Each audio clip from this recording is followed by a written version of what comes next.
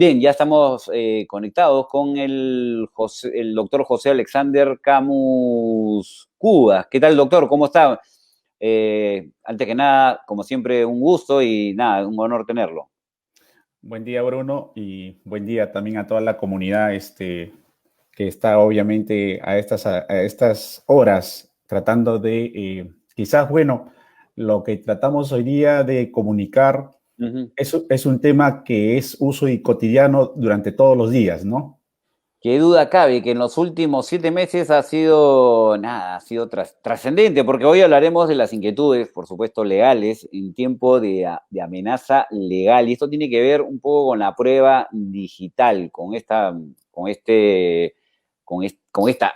rama, que por supuesto está ligada a la modernidad y a los nuevos usos. Cuéntenos, ¿qué prueba digital y cuál es su importancia? A ver, la mundanidad, por decirlo así, la Ujú. cotidianidad del mundo y lo que me ha sorprendido viendo ciertos datos informáticos es que el Perú tiene un bastante auge a nivel mundial sobre delitos de temas de estafas, defraudaciones, clonaciones de tarjetas, delitos Ujú. cibernéticos, fraudes en comercios electrónicos, y es ahí el factor donde quizás, ¿qué hace en este caso el ciudadano de a pie? ¿Qué tiene que Ujú. hacer? No Claro. solamente a qué autoridades recurrir, sino cuáles son los instrumentos legales, ¿no? ¿Cómo combatimos ellos? Entonces, al menos en esta quizás agenda en la cual el día de hoy nos permitimos hacer una práctica, diría yo que lo que voy a tratar es de darle algunas herramientas y de que conozca no solamente los derechos, sino Claro. también a dónde recurrir, ¿no?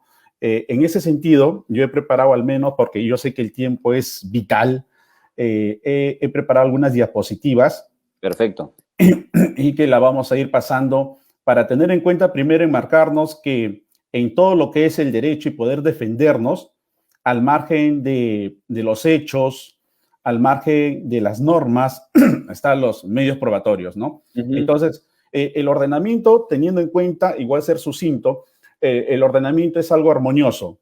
Entonces, el Código Civil y el Código Procesal Civil y el Código Procesal Penal no pueden ser discordantes. En ese Correcto. sentido, vamos a analizar brevemente a dónde recurrir en el ordenamiento legal a fin de hacer prevalecer nuestro derecho ante la amenaza y ante la vulneración, en este caso de un bien jurídico como podría ser el patrimonio de un ciudadano de a pie.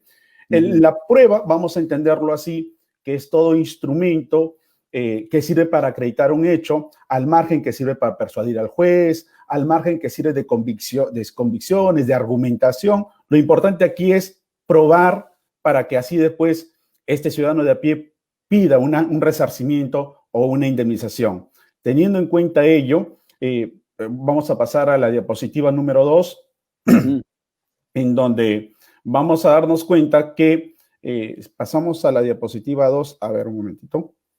Ahí. Entonces, sí, vamos a dar cuenta la importancia que tiene.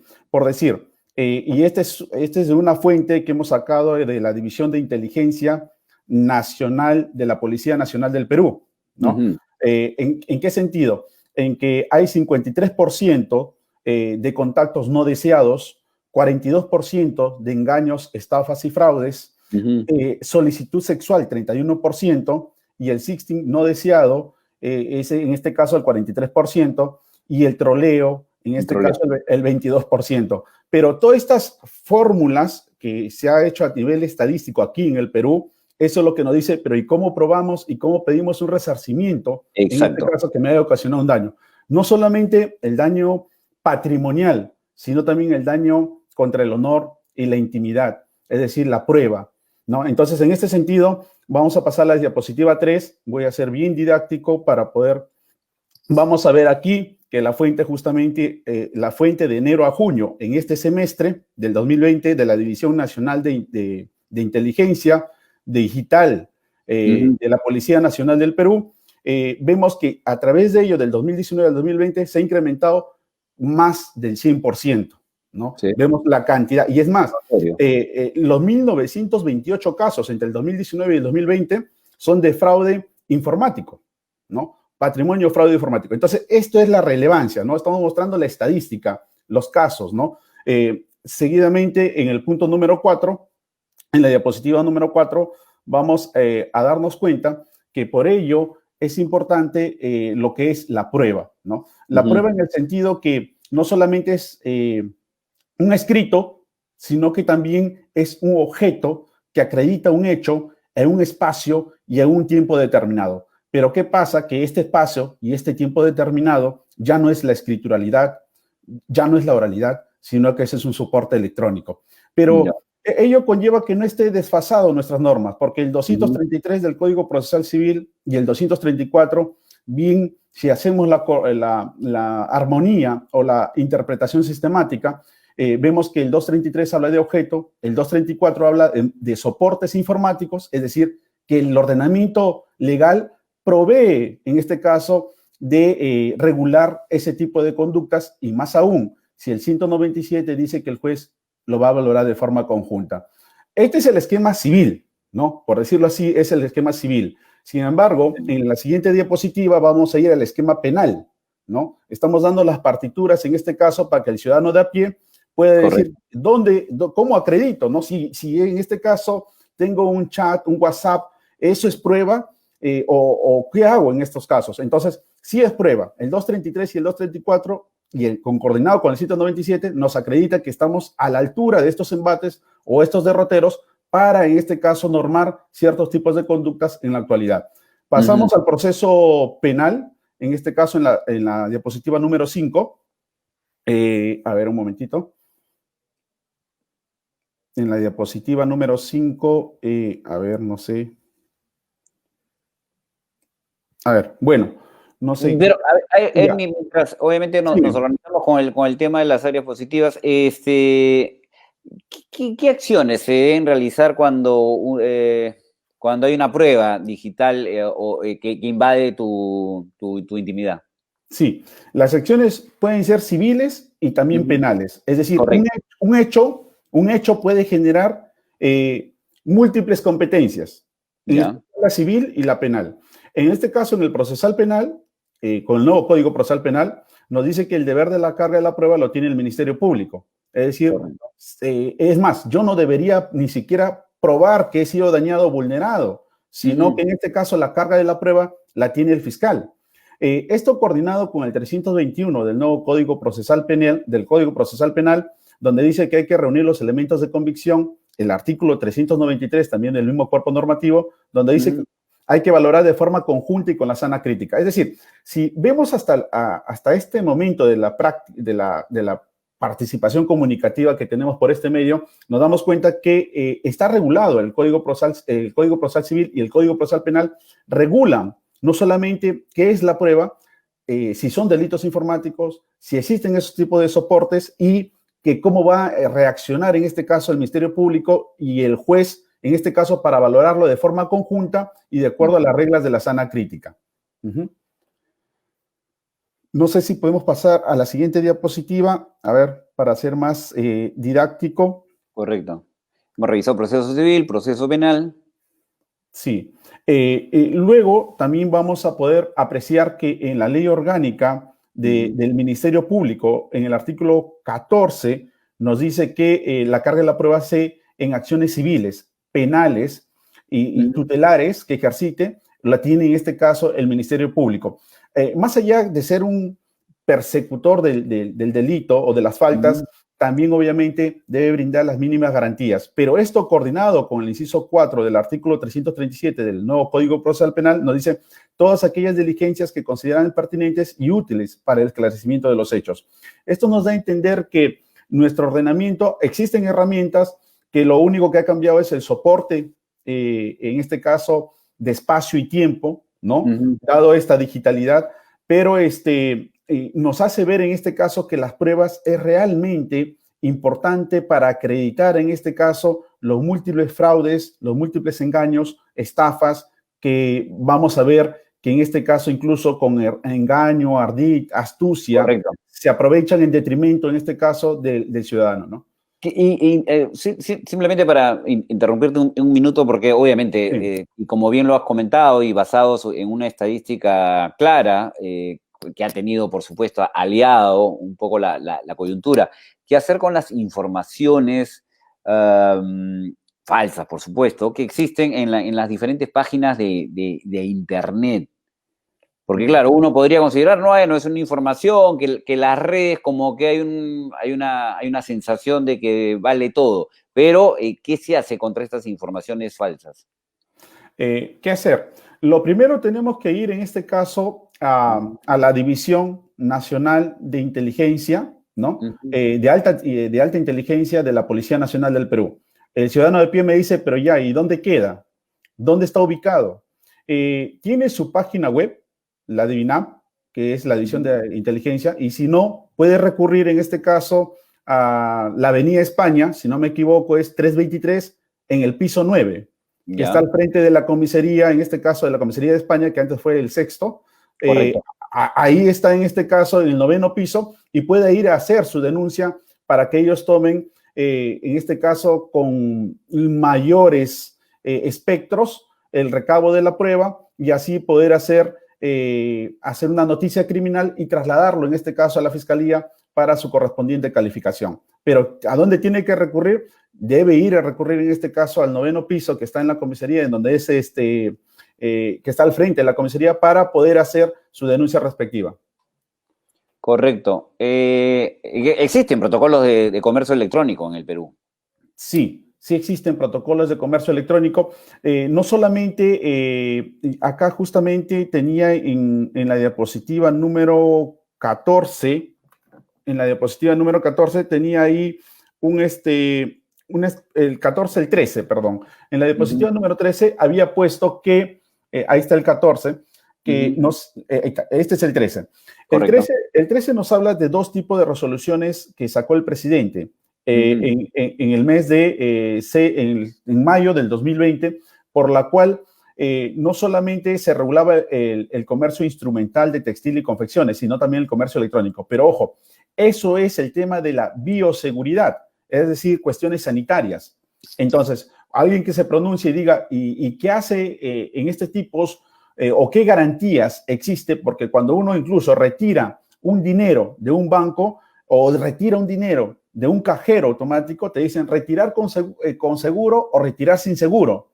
Entonces, creo que ahí también es un punto que tenemos que ajustar a los mecanismos internacionales, porque yo no sé si retirar con seguro o retirar sin seguro, si es una plataforma digital que en este caso te ofrece, en este caso, las entidades bancarias, a fin de que el consumidor, ¿no? Pueda tener al menos la seguridad de retirar su dinero y de no verse desomillado, obviamente, su patrimonio. Pero al margen de estos protocolos que son de bioseguridad, pero más que todo es para el tema sanitario, hay herramientas en el Código Civil, en el Código Procesal Civil y el Código Procesal Penal.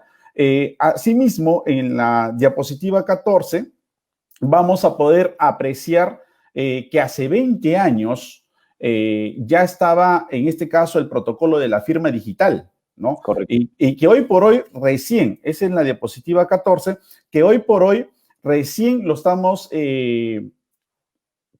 interiorizando, ¿no? Lo estamos tratando de hacerlo nuestro. Y creo que hay también una parte que todavía obviamente no hace este tipo de compras online, que todavía no se ajusta a todavía esto de la ley de firmas y certificados digitales. Esta ley que tiene por objeto, en este caso, regular la utilización de la firma electrónica, ¿no? Para su eficacia, ¿no? En el uso de la firma manuscrita u otra análoga que conlleve la manifestación de voluntad. Es decir, que para celebrar un contrato, en este caso, que es el consentimiento entre dos o más partes para Ujú. crear, regular o extinguir un bien patrimonial, se requiere hoy por hoy de la ley de firmas y certificados digitales. Esta no es una ley que se haya incorporado recién este año, se ha reincorporado, es decir, se ha expedido hace 20 años. Ahora, Correcto. el problema es cómo la hemos interiorizado cada uno de los ciudadanos. Si esta ley ha sido publicitada para que todos obviamente estén a la vanguardia. Sin embargo, hoy por hoy recién, que inclusive viendo este del bono familiar universal, recién se están dando cuenta que existe la idiosincrasia, en este caso de nuestra ciudadanía, por la cual algunos, obviamente en el estado de razonabilidad, les van a depositar en una cuenta, a otros en el banco mismo y a otros irán con un carro que así lo ha establecido el ministerio, los ministerios, para llegar el bono a su esto. Pero tenemos una ley. La cuestión es cómo esto se cristaliza en la realidad. Es decir, siempre la ley, el legislador siempre está bien alejado a la realidad, pero no es porque no quiera. Es decir, no es porque, sino porque, es decir, el legislador solamente se encarga de crear normas. La idea es que esto se plasme en la realidad. Porque si hace 20 años ya lo hubiéramos interiorizado, hoy por hoy no hubiera este tipo de estafas, que gente que, y me imagino, con los bonos, que para ellos es obviamente y es una alegría, o es al menos un momento de poder dar los embates. De alivio, pero, ¿no? Un alivio, pero ¿qué hacer si no está sociabilizado con estos temas de los comercios electrónicos o con la ley de firmas y certificados digitales? Creo que al margen es una crítica positiva, constructiva, que creo que debe haber una mayor sensibilización, en este caso con la ciudadanía, ¿no? Correcto. Hay otro tema que sin duda preocupa, porque hoy a los debates que se hacían antes, hoy aparece el troll, ¿no? Que es una herramienta durísima, contundente, y lamentablemente que obviamente a uno le llega con facilidad a las redes, y que tiene que ver con la difamación, contra golpear las honras de la persona. ¿Cómo se está manejando esta complicación que se ve tan usual en las diferentes redes, sobre todo en aspectos que tienen que ver muchas veces con la política, con los candidatos? Justamente, aunque vamos a comenzar por una diapositiva que quizás he preparado, pero en la diapositiva número 7, habla del caso de Magali Medina. Okay. ¿No? El caso de Magali Medina, donde el Tribunal Constitucional ha sido bien claro y ha establecido el tema que la prueba es un derecho fundamental en la Constitución, el derecho a aprobar, pero que esto tiene sus límites, ¿no? ¿Qué pasa? Y justamente aquí en el fundamento 13 nos habla del sentido constitucional del derecho a la prueba. Es el caso de Magali Medina, que se dio ya casi 15 años, pero, y en el caso del señor Ney Guerrero, pero esto nos sirve para tener al menos un derrotero y poder establecer también cuáles son los límites de la prueba, ¿no? ¿Qué pasa si esto va más allá de querer probar o de querer publicitarlo? ¿Cómo afecta esto o cuál es la zona gris en afectar, en este caso, una esfera no solamente patrimonial, sino la esfera de la dignidad, como tú lo has dicho, Bruno, la esfera de la familia, la honra, y qué hacer en estos casos? En la diapositiva siguiente, en la 8, vamos a ver, en la siguiente, vamos a ver que el Código Penal estipula, también regula este tipo de mala praxis que podría incurrir un ciudadano a través no solamente de un hecho particular, sino a través de un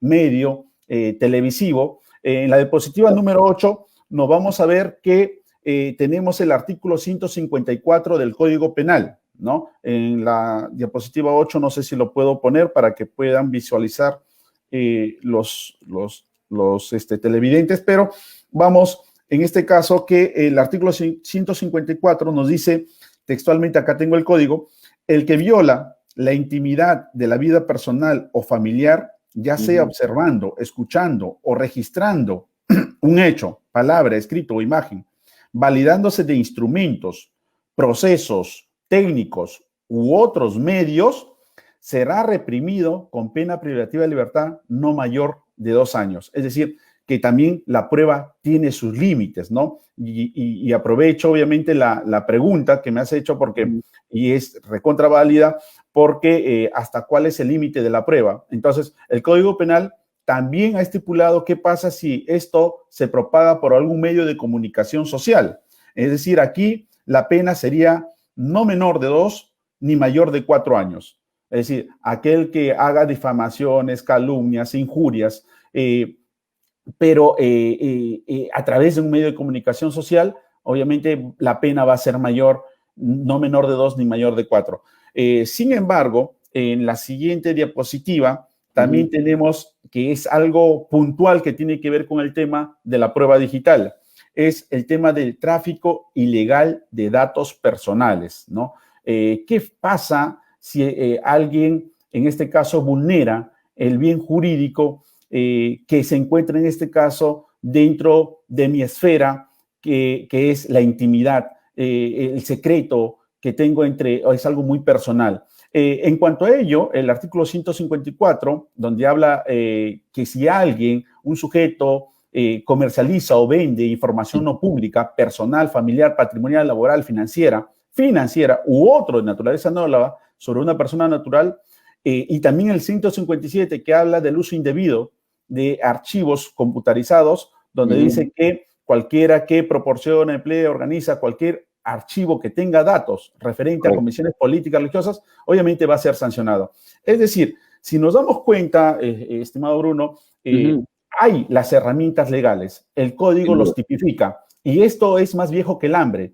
No es que lo hayamos inventado, la normativa está, solamente que hay que tratar de subsumirla y de tratar de que las personas internalicen eso. No solamente los ciudadanos de a pie, también los medios de comunicación. ¿Hasta qué punto esto linda con la esfera privada del ciudadano o de la persona en cuanto a su dignidad? No solamente, como dirían los hititas en Bartolomé de las Casas, la dignidad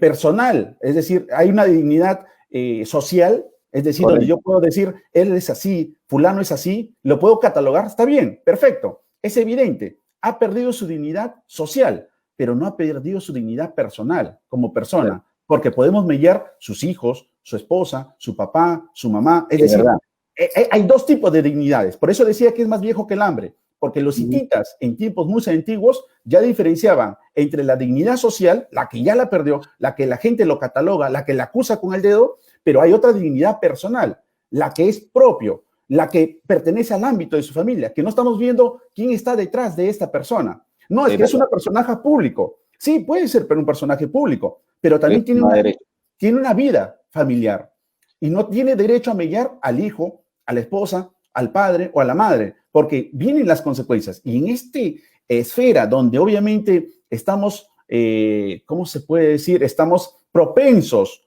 mucho a los comentarios, entonces no solamente se mella a este sujeto, sino se mella al niño que va a la escuela, a la esposa que va a laborar, y entonces invadimos en este caso. Pero, pero sin duda. Quería agregarte algo, Bruno. Lo que pasa es que quería interrumpirte, y ya para ir terminando, no existe también, y seguramente ya después agregarás, pero no existe también, más allá de estos troles que te comentaba y de estas acusaciones que tienen que ver obviamente con la difamación y con la lucha esta o de perjudicar tu honra, ¿no hay también como que una sensación de que no hay una cultura a denunciar este tipo de cosas, considerando que la ley es muy amplia, de que están sumamente protegidos los medios de comunicación o que se podría encontrar una diversidad, que es un poco lo que nos estás aclarando, por supuesto, en tu exposición. Pero me imagino que también hay un rechazo a evitar el problema, que esto va a salir muy costoso, que es un paquete duro de controversia legal. Claro, es muy buena y yo recalco la pregunta porque una cosa es el mundo real que está afuera, ¿no? Y otra cosa es lo que está acá, ¿no? Correcto. Porque quizás para el abogado o para la persona letrada en estos temas o bagajes jurídicos, está acá y la sabe subsumir las conductas. Correcto. Y sabe qué hacer en qué determinado momento. Pero para el ciudadano que ve o se refleja ya en la realidad, en la cotidianidad, ve que qué hacer. Tengo que contratar un abogado, tengo que ir al 9º piso, si es que no me atienden por la línea o la llamada a la División de Alta Inteligencia Nacional de la Policía Nacional, tengo que irme hasta la IRINCRI del 9º piso a denunciar, luego tengo que ir a la Fiscalía, es decir, creo que las herramientas están, pero, y creo que va por el tema de la percepción que tiene la ciudadanía, de que es complejo, como le dices, pero creo que las instituciones habría que llegar un poquito más allá, tratar de sensibilizarles y decirles cuáles son los mecanismos, y creo que el día de hoy eso ha sido mi propósito, ¿no? Ha sido la finalidad de darles a conocer Interesante.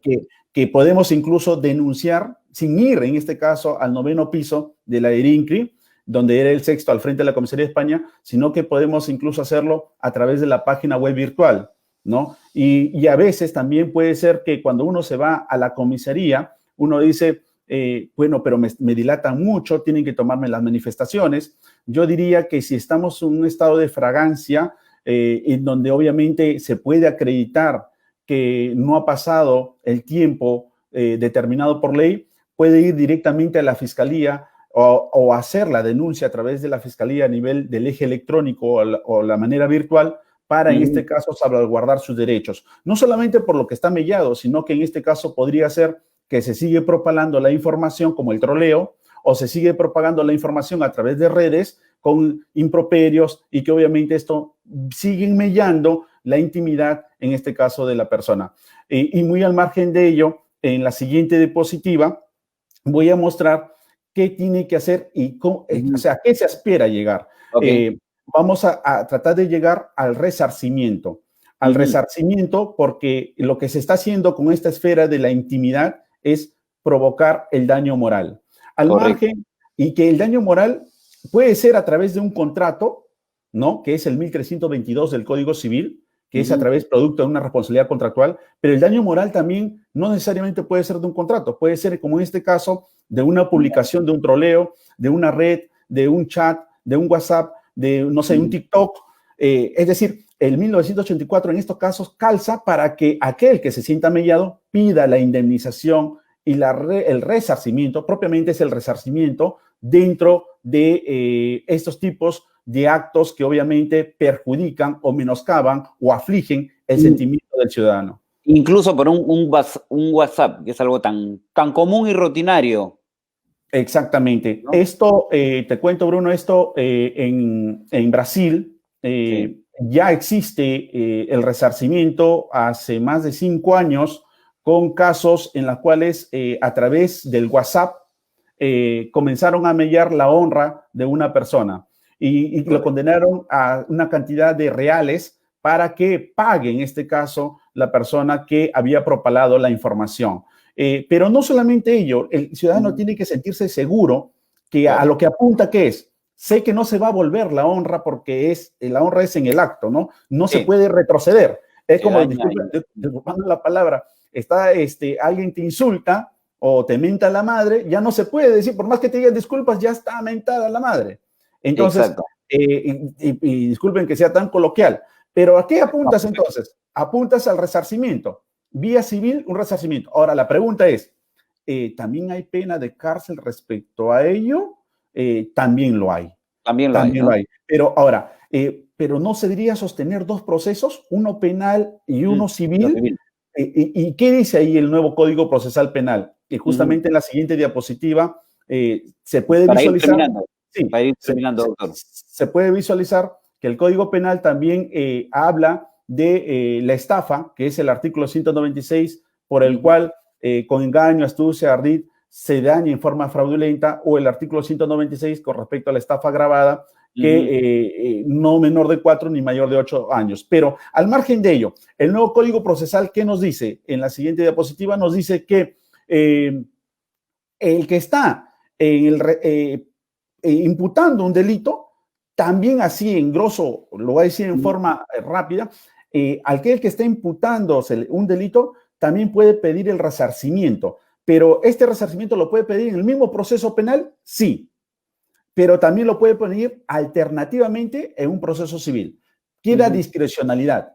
A discrecionalidad, porque esa es la línea a que apunta el derecho penal, el procesal penal, apunta a que queda de manera facultativa, que en este caso el mellado puede, o el agraviado pueda valerse dentro de la misma acción penal, pedir también el resarcimiento civil. Por esto se privilegia el principio de economía y celeridad procesal, o en todo caso puede irse independientemente a la vía civil. no obsta que pueda ir en uno en lo otro. En la práctica, ¿qué dicen? Vayamos a la vía civil porque quizás nos remuneran más.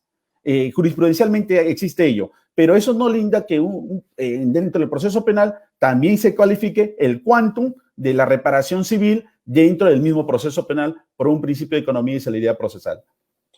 Correcto, doctor. Nada, muy interesante. Realmente, además de lo coloquial, se agradece la explicación sobre un tema que, insisto, es de suma actualidad y muchas veces se tiene el desconocimiento y un poco la idea era, nada, manifestarle al ciudadano los derechos que tiene con respecto a estos temas. Un gusto, doctor Camus. El gusto es mío, Bruno, y agradecer a todo tu panel y a toda la comunidad que está atento en este medio de comunicación, que creo que a través de ello vamos a poder sensibilizar a los ciudadanos de a pie. Perfecto, y seguiremos en contacto, doctor Camus, para una segunda oportunidad. Muchas gracias. Un gusto. Gracias a ustedes. Ok, son 10:32 de esta